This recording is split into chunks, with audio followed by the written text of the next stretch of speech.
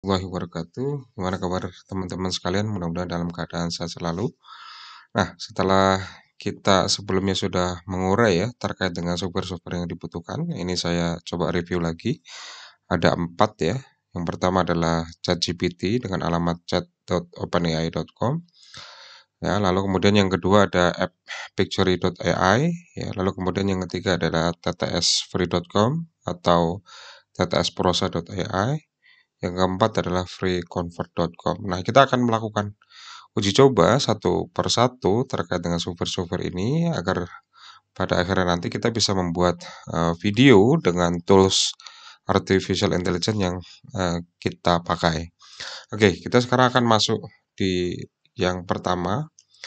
Nah, sebelum kita masuk lebih lanjut teman-teman sekalian, ini adalah tahapan ya, tahapan pembuatan video pembelajaran dengan menggunakan tools artificial intelligence. Kira-kira ada 3 tahapan ini ya, ada tahap 1, tahap 2, dan tahap 3. Tahap 1 inilah yang nanti akan kita praktekkan di video ini, yaitu kita akan membuat konsep media ya dengan ChatGPT, berikut juga dengan narasi medianya. Oke, gitu ya. Lalu kemudian tahap kedua dan ketiga akan saya jelaskan lebih lanjut di video berikutnya.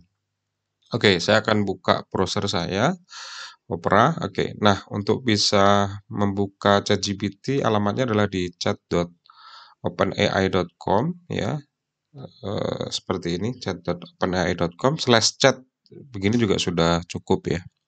Nah, ketika kita sudah masuk, kita akan ditanyakan otorisasi ya, apakah kita sudah pernah melakukan pendaftaran ya atau belum. Nah, asumsinya karena teman-teman ini baru membuka satu aplikasi ini, maka kita akan mulai dari yang kanan, yaitu sign up. Kita akan melakukan pendaftaran. Tapi jangan khawatir, di ChatGPT ini sebenarnya kita sangat dimudahkan ketika kita sudah memiliki akun Gmail atau akun dari Microsoft gitu ya. Sehingga ini sudah bisa langsung terkoneksi dengan email-email kita yang ada di sana. Oke, ini mudah sekali ya, langsung diklik saja maka kita akan langsung terhubung dengan email-email kita. Oke, demikian. Nah, asumsinya teman-teman sudah melakukan proses pendaftaran, kita akan lakukan login gitu ya. Saya akan coba pakai salah satu akun Gmail saya, ini dia. Oke, nah tunggu sejenak, kita nanti akan masuk ke halaman utama dari ChatGPT. Nah, ChatGPT ini seperti di prolog sebelumnya saya sampaikan, ini adalah tools yang canggih. November 2022 ya, ini sudah mulai publish ya ke netizen, ke publik ya, yang ada di internet. Nah, ini bisa digunakan untuk melakukan pencarian ya, pencarian informasi dan memiliki fitur-fitur yang lebih accelerate ya dibanding kita menggunakan Google. Oke, sebagai contoh misalkan saya akan menanyakan terkait dengan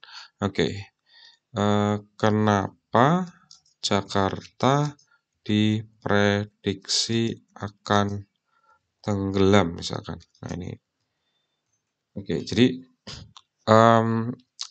jawaban yang diberikan oleh ChatGPT langsung ya dalam bentuk chatbot ini dia akan menjawab ya berbagai perspektif ya tergantung dari ya sumber-sumber informasi yang selama ini sudah pernah dilatihkan ke ChatGPT.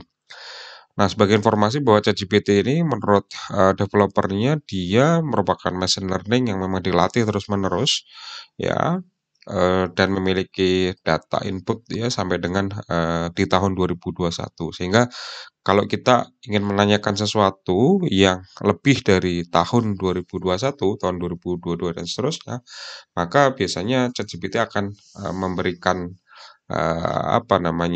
jawaban yang dia nanti menganggap dirinya bahwa dia tidak bisa, kira-kira gitu.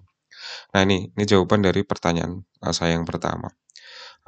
Kenapa Jakarta diprediksi akan tenggelam? Karena dianggap resiko tenggelam, 1 ada penurunan permukaan tanah, peningkatan permukaan air laut, dan banjir. Oke. Nah, terlepas benar atau salahnya, oh ya ini sekali lagi juga jadi disclaimer ya bahwa ChatGPT jawaban-jawabannya memang perlu juga untuk kita lakukan proses verifikasi ya, proses validasi gitu ya, sehingga kita meyakini bahwa jawaban ini bukan jawaban yang paling sebenarnya gitu, kira-kira gitu.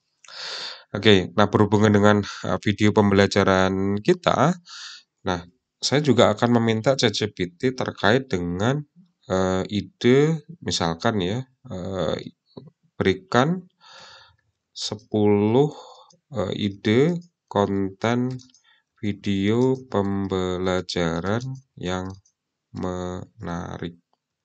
Oke, misalkan saya tanyakan seperti ini, maka ChatGPT akan memberikan ya, yang pertama tips memasak makanan sehat dalam waktu singkat, belajar bahasa asing, membuat video pendek, ya juga.